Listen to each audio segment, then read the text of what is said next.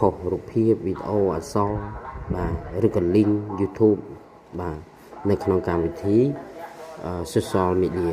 បាទបណ្ដាញសង្គមរបស់កម្មវិធីយើងបាទអញ្ចឹងដំបូងយើងចុចកន្លែងនេះមកសញ្ញាបូកនោះមកបាទបន្តមកទៀតយើងចុចកន្លែងខាងលើគេនេះបាទចុចខាងលើនេះតមកទៀតយើងចុចកន្លែងនេះពាក្យថាអត្ថបទនេះភាសាខ្មែរគេដាក់អត្ថបទបាទអត្ថបទនេះយើងអាចផុសជាអក្សរបាទជាអត្ថបទសរសេរបាទយើងអាច copy ព័ត៌មានអក្សរនិយាយចំគឺអក្សរបាទយើងអាចចុចលើវាមកយើងអាចដាក់អក្សរនេះមកឬក៏មួយទៀតយើងអាចអានេះជាការផុសអត្ថបទបាទមួយទៀតយើងអាចផុសកន្លែងពណ៌បាទជ្រើសរើសពណ៌យើងចុចកន្លែងពណ៌ហ្នឹងមកយើងអាចផុសជាអត្ថបទបាទជាអក្សរខ្លីៗបាទហើយវាមាន background យើងអាចដូរ background បានបាទ background ពណ៌ហ្នឹងយើងអាចជ្រើសរើសតាមចំណង់ចំណូលចិត្តរបស់យើងមានពណ៌ទាំងអស់នេះបាទទាំងអស់នេះអញ្ចឹងយើងចង់ដាក់ពណ៌ណាយើងដាក់ពណ៌ហ្នឹងទៅបាទតែយើងចង់ដាក់ពណ៌នេះយើងចង់ដាក់ពណ៌ក្រហមបាទឧទាហរណ៍ថាខ្ញុំចង់ដាក់ពណ៌ក្រហមដាក់ពណ៌ក្រហមមកបាទហើយបើយើងចង់ផុសរូបភាពយើងជ្រើសរើសបន្លោះនេះទៀតបាទរូបភាពបាទចុចអាហ្នឹងហើយ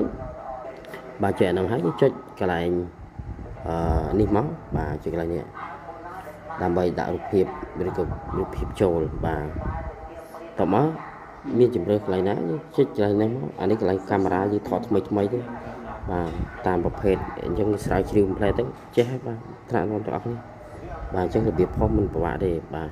ហើយកន្លែងនេះវាថាវីដេអូអញ្ចឹងយើងក៏យកម្រាមដៃចុចលើពាក្យវីដេអូមកហើយយើងផុសវីដេអូចូលទៅបាទការផុសវីដេអូវាមាន2មួយ upload file វីដេអូមួយទៀតយើងអាចផុសជា link យកពី YouTube មកចុចលើហ្នឹងមកតមកយើងដាក់ link នៅកន្លែងនេះមកបាទ link YouTube ចូលមកបាទឥឡូវខ្ញុំឧទាហរណ៍ថាខ្ញុំចង់ផុសវីដេអូមួយនេះវាផុសវីដេអូមួយនេះអញ្ចឹងខ្ញុំគ្រាន់តែចាំតិចទៅកៅបាទយើងចុចកន្លែងនេះមកចុច3ហ្នឹងមកតមកទៀតយើងចុចកន្លែងshare link បាទសញ្ញា share នេះបាទកន្លែង share ហ្នឹងហើយយើងយកពាក្យថា copy link បាទ copy link បាទ copy link ចុចហើយជាប់តមកទៀតយើងបកទៅក្នុងកម្មវិធីយើងបាទពេលយើងបកចូលក្នុងកម្មវិធីយើងវិញយើងដាក់ link នៅកន្លែងនេះមក link YouTube ដែលយើង copy មកហ្នឹងបាទយើងរៀបដៃសកត់លើវាទៅហើយយើងចុចពាក្យថាផាសភាសាខ្មែរគេថាបិទភ្ជាប់បាទចុចហ្នឹងមកជាប់ហើយបាទតមកយើងអាចបង្ហោះបានហើយបាទយើងអាចសរសេរអក្សរបាទយើងអាចសរសេរអក្សរមកបានយើងអត់ចង់សរសេរក៏អត់ទៅតមកយើងចុចចែករំលែកបាទ